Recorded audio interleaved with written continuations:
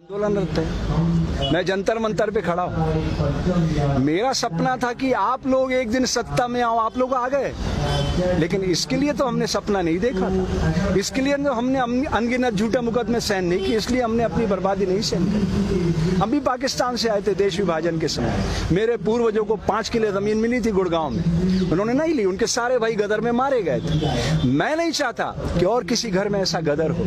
Please आप मेरी भावना समझिए नरेंद्र भाई, आपने कोई बलिदान नहीं दिया देश के लिए, आपके घर से कोई मरा नहीं है। जिनके घरों में लाशें बिछती है ना, वो उस दर्द को जानते हैं। तो इस दर्द को समझिए नरेंद्र बाबू, इसमें आपका, मेरा, समाज का, देश का, मानवता का हित निहित है।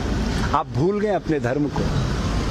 राजनीति में शुचिता लाने के लिए मैं यहाँ खड़ा हूँ। मेरे को फेसबुक पे लोग बहुत गालियां देते हैं, सारे साधु लोग मेरे से बहुत लड़ रहे हैं कि तुम देश के गद्दार हो गए हो, मुसलमानों के साथ खड़े हो।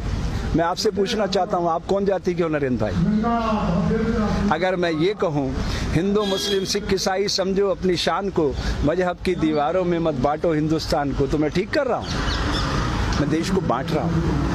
आप समझ रहे हो मेरी बात नरेंद्र बाबू? समझ रहे हो ना मैं हिंदू बनूं ना तुम मुसलमान बनो, मैं भी इंसान बनूं तुम भी इंसान बनो। यही सपना लेके आए थे ना आप, उस सपने को आकार दो ना।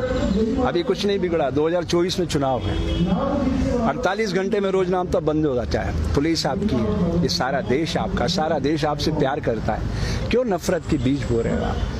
मैं अंत में इतना कहना चाहता हूं मेरे दोस्त नरेंद्र बाबू, प्रकृति सदैव हिंसा का फल दुख, दया का फल आनंद बरसाती रहती है। इसके खिलाफ मैं जानता हूं ये देश आपका कुछ नहीं बिगाड़ सकता, क्योंकि आपके पास 303 लोग, लेकिन उस कायनात की शक्ति को आप जानते हैं ना। आपको तो अच्छे से पता है अटल जी की मौत कैसे हुई। बोल दूं मीडिया पर, लाल टपकती रही, अंत में 2 दिनों तक आपने एम्स में छुपाए रखा उनकी मौत को, मालूम है ना? ऐसी मौत मरना चाहते हो क्या आप? अरे अच्छे इंसान बन के मरना, दुनिया रोए, हंसते हंसते जाइएगा। कबीरा, जब हम पैदा हुए जग हंसे हम रोए, ऐसी करनी कर चलो हम हंसे जग रोए। ऐसे मरोगे लाल टपकाते टपकाते, आपको अच्छा नहीं लगेगा। ये राम मंदिर का सपने की स्क्रिप्ट किसने लिखी थी? अटल जी ने। उसके निदेशक कौन थे? आडवाणी जी।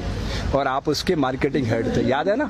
उसी रथ पे खड़े होकर चिल्लाते थे आप। मुझे तो एक एक दृश्य याद है। मुझे वो भी याद है 25 जून 1975 की रात, दरमियानी रात, जब कलेक्टर ने मुझे बुलाया था और आप आदिपुर भाग गए थे।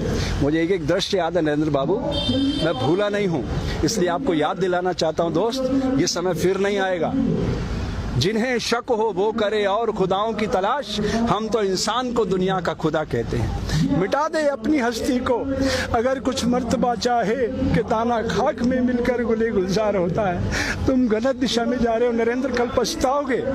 आज जहां हम हैं कल कोई और था। ये भी एक दौर है, वो भी एक दौर था। कितने और कितने चलेगा? वो डोवाल कह रहा था, अजीत बाबू, क्या नाम है उसका तुम्हारा एनएसए वाला, क्या कह रहा था वो? इतिहास लिख रहे हो आप, ये और इतिहास शक्ति से लिखा जाता है। आप भूल रहे हो नरेंद्र बाबू। ये आंसू देख रहे हो ना, अहिंसा और सत्य के आंसू है। महात्मा गांधी, तुम्हारे जैसे लाखों करोड़ों नरेंद्र खड़े हो जाए ना एक पलड़े पे, महात्मा गांधी के समक्ष एक तिनका भी नहीं है। पता है क्यों? अहिंसा और सत्य को उन्होंने अपने जीवन में उतार लिया था। कितना भी अपमान किया, वो बैरिस्टर थे। तुम कितने पढ़े लिखे हो तुम्हें अच्छी तरह से पता है। वो बैरिस्टर थे, सारे कपड़े उतार कर तन पे लंगोटी लगाई और निकल पड़े देश के लिए। आज अगर इस तरह दंगे हो रहे होते ना, तो मैदान में आ जाते और खड़े हो जाते सामने। वो एक शख्स था जो भारत में खड़ा होकर मुसलमानों की पैरवी कर सकता था और पाकिस्तान में खड़ा होकर हिंदुओं की पैरवी कर सकता, इसलिए महात्मा गांधी कहलाया। आप नहीं बन सकते इतिहास पुरुष, कूड़ेदान में फेंक दिए जाओ। इसलिए अपनी शक्ति को पहचानो दोस्त, आज नहीं तो कल। इस समय आपका इंतजार कर रहा है, अभी भी आत्मावलोकन का समय है। जय हिंद, जय भारत।